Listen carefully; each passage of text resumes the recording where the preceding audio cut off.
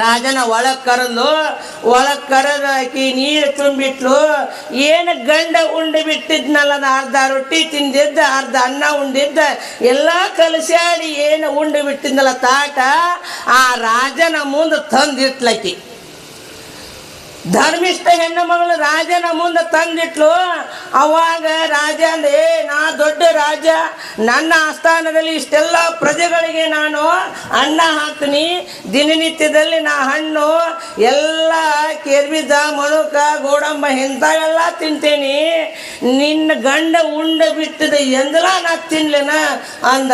ಏ ಮಳ್ಳ ರಾಜ, ಈ ಶರೀರ ದೇಹವನ್ನು ನನ್ನ ಗಂಡ ಎಂದೋ ಉಂಡು ಬಿಟ್ಟಾನ, ನಾಚಿಗೆಟ್ಟವ, ಶರೀರ ಮೇಲೆ ಮೋಹ ಇಟ್ಟು ಬಂದೆಲ್ಲೋ, ನಿನಗೆ ರಾಜ ಅಂತರ ನೀ ಧರ್ಮಿಷ್ಠನ ಮಾನಿಗೆಡಿ ಮನೆಗೆ ಹೋಗುವದ್ದು. ಇದಕ್ಕೇನಂತಾರ? ಧರ್ಮ ಧರ್ಮ ಧರ್ಮೋ ರಕ್ಷಿತ ರಕ್ಷಿತ, ಸತ್ಯೇನ ಜಾಯಿತೆ ಧರ್ಮ, ದಯಾಧಾನೇನ ವರ್ಧತೆ ಧರ್ಮ ಹೇಳ್ತಾರ. ಅದಕ್ಕೆ ನಾವು ಏನು ಮಾಡಬೇಕು ಅಂತ ಕೇಳಿದ್ರೆ, ಸತ್ಯದಿಂದ ಧರ್ಮದಿಂದ ನ್ಯಾಯ ಇದ್ದೀವಿ ಅಂದ್ರೆ ಆ ಧರ್ಮ ನಮ್ಮನ್ನು ಏನು ಮಾಡ್ತದ? ರಕ್ಷಣಾ ಮಾಡ್ತದ. ದಯವಿಲ್ಲದ ಧರ್ಮ ಅದಾವದಯ್ಯ. ದೈವೇ ಬೇಕು, ಸಕಲ ಪ್ರಾಣಿಗಳಲ್ಲಿ ದೈವೇ ಧರ್ಮದ ಮೂಲವಯ್ಯ. ಬಸವಣ್ಣವ್ರು ಹೇಳಿದರು. ಆ ಧರ್ಮ ಏನು ಮಾಡ್ತದ ಅಂತ ಕೇಳಿದ್ರೆ ನಮ್ಮನ್ನು ಸಂರಕ್ಷಣೆ ಮಾಡ್ತದ. ನಾವು ಎಲ್ಲದರ ಮೇಲೆ ಏನು ಮಾಡಬೇಕು? ದೈವ ಧರ್ಮವನ್ನು ತೋರಿಸ್ಬೇಕು. ಅದಕ್ಕೆ ಕೃಷ್ಣ ಪರಮಾತ್ಮ ಏನು ಮಾಡಿದ? ಎಲ್ಲ ಪಾಂಡವರು ಅವರು 5 ಮಂದಿ ಇದ್ರೂ ಕೂಡ ಅವರಲ್ಲಿ ಧರ್ಮ ಇತ್ತು. ಅವರಲ್ಲಿ ಏನಿತ್ತು? ಧರ್ಮ ಇತ್ತು. ಆದ್ರೆ ಕೌರವರಲ್ಲಿ ಏನಿತ್ತು? ದುರ್ಬುದ್ಧಿ ಇತ್ತು.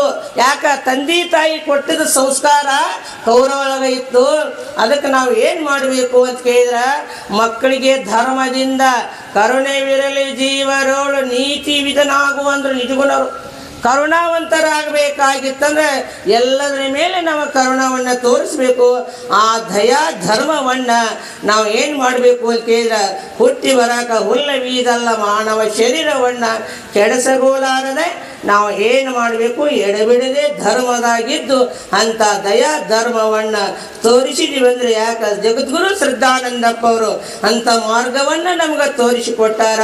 ಅಂಥ ಮಾರ್ಗದಲ್ಲಿ ನಾವು ನೀವೆಲ್ಲರೂ ಕೂಡಿ ನಡೆದೀವಿ ಅಂದ್ರೆ ಆ ಗುರುನಾಥ ಸದ್ಗುರುನಾಥ ನಮಗೆ ಪರಮಾನಂದ ಪ್ರಾಪ್ತಿ ಸುಖ ನಮಗೆ ನೀಡ್ತಾನಂತ ಹೇಳುತ್ತಾ ನನ್ನ 7 ವಾಗ್ರೂಪ ಶಿವನ ಸದ್ಗುರುನಾಥನ ಚರಣಕ್ಕೆ ಅರ್ಪಿಸುತ್ತೇನೆ.